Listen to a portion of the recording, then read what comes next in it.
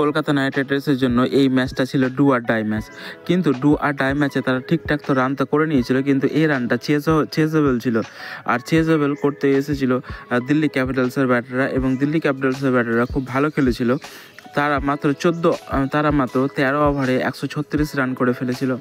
কিন্তু 136 রান যখন করে ফেলে তখন তাদের ব্যাটারে ছিল আকসার প্যাটেল আর ফাফ ডু প্লেসিস, দুজন সেট ব্যাটার, এবং তারা যথারীতিভাবে মেরে যাচ্ছিল।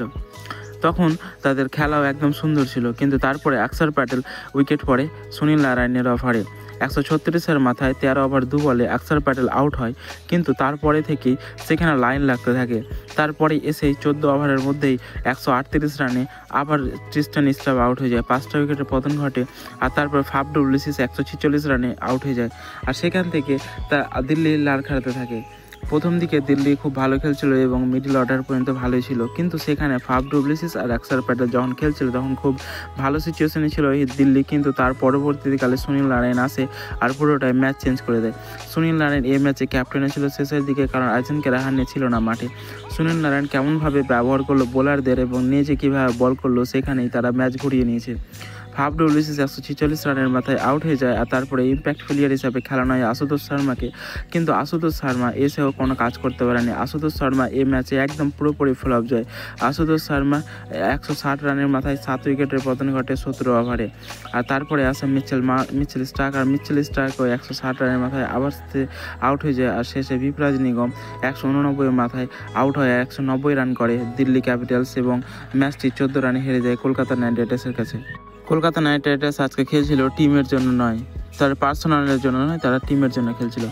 কারণ গৌতম গম্ভীরের যে একটা নীতি ছিল, সেটা এর আগে যে সেই নীতিতে চ্যাম্পিয়ন হয়েছিল কেকেআর, যে প্রত্যেককে পারফরমেন্স দিতে হবে, কোনো ইন্ডিভিজুয়াল পারফরমেন্সে না, টিম ওয়ার্ক করে ম্যাচ জিতবে কলকাতা। কিন্তু এবারই তারা সেটাই অনুভব করেছে, কারণ তারা রহমতুল্লাহ গুরবাজ, টোয়েন্টি ককের জায়গায় রহমতুল্লাহ গুরবাজকে খেলানো হয়েছে।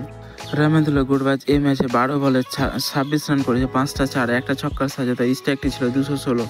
সে একটা ধাঁসু শুরুয়াত দিয়েছে, আর তার সাথে দিয়েছিল সুনীল নারায়ণ মাত্র 16 বলে 27 রান করে, 2টা ছক্কা 2টা 4-এর সাহায্যে।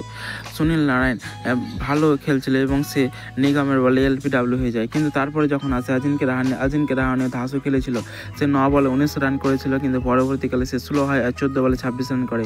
আর তারপরে রঘুবংশী 32 বলে 44 রান করেছে, তার 2টা ছক্কা 3টা 4-এর সাহায্যে। তার স্ট্রাইক 137।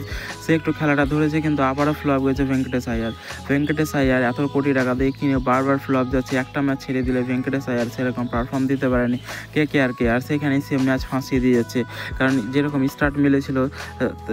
স্টার্ট পেয়েছিল কলকাতা নাইট রাইডার্স, তাদেরকে 220 বা 30 করতে হতো, কিন্তু ভেঙ্কটেশ আইয়ারের জন্য রানটা সেভ করতে পারেনি। আর শেষে এসেছিল রিঙ্কু সিং 25 বলে 36 রান করেছিল, 3টা 4, একটা ছক্কার সাহায্যে 144 স্ট্রাইক রেট। রিঙ্কু সিং 24 এবং 23-এ ভালো খেলেছে, কিন্তু 25-এ এসেছে তেমনটা ভালো খেলতে পারেনি। আজকে তার ঠিকঠাক স্কোর করে গেছে। আন্দ্রে রাসেল ফিনিশ করেছে 9 বলে 17 রান করেছিল, 2টা 4, একটা ছক্কার সাহায্যে 188 স্ট্রাইক রেট। রোবমান পাওয়েল, রামনদীপের জায়গায় রোবমান পাওয়েলকে খেলা হয়েছিল, কিন্তু রোবমান পাওয়েলের ম্যাচে কিছু করতে পারেনি। আর কলকাতা নাইট রাইডার্স 204 রানের 9 উইকেট হারিয়ে 20 ওভারেই করে, মানে 204 রান করে। মিচেল স্টার্ক সবচেয়ে ভালো বল করেছিল, 4 ওভারে 43 রান দিয়ে 3টা উইকেট।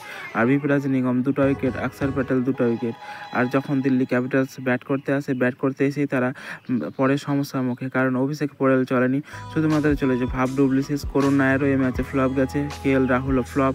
আকসার প্যাটেল 23 বলে 43 রান করেছে, ভালো খেলেছে। আর ভালো খেলেছে বিপরাজ নিগম, বিপরাজ নিগম 19 বলে 38 রান করেছে, সে 5টা 4 আর 2টা ছক্কার সাহায্যে। তার স্ট্রাইক রেট ছিল 200। বিপরাজ নিগম যদি আরও 2-4টা বল খেলতো, তাহলে হয়তো ম্যাচের রূপটা আলাদাই হতো, কারণ বিপরাজ নিগম খুব ভালো খেলছিল, এবং সে যতটা ভালো খেলছিল তার সাথে যদি আশুতোষ শর্মা দিত বা বিপরাজ নিগমই যদি আরও 1 ওভার খেলতে পেতো, তাহলে হয়তো ম্যাচটার ফলাফল আলাদা হতো। কলকাতার দিক থেকে যদি দেখি, তাহলে সবচেয়ে ভালো বল করেছে সুনীল নারায়ণ, 4 ওভারে 29 রান দিয়ে 3টা উইকেট।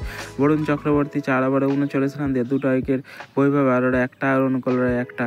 রামনদীপের জায়গায় অনুকূল রায়কে খেলানো হয়েছে, সে ব্যাটিংয়ে তো করতে পারেনি, কিন্তু বোলিংয়ে করে দিয়েছে।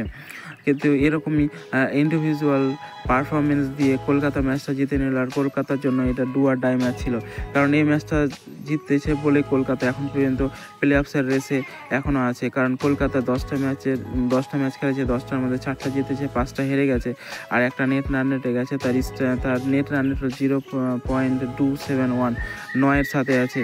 তো বন্ধুরা, তোমাদের কি মনে হয় কলকাতা কি কোয়ালিফাই করতে পারবে প্লে অফ?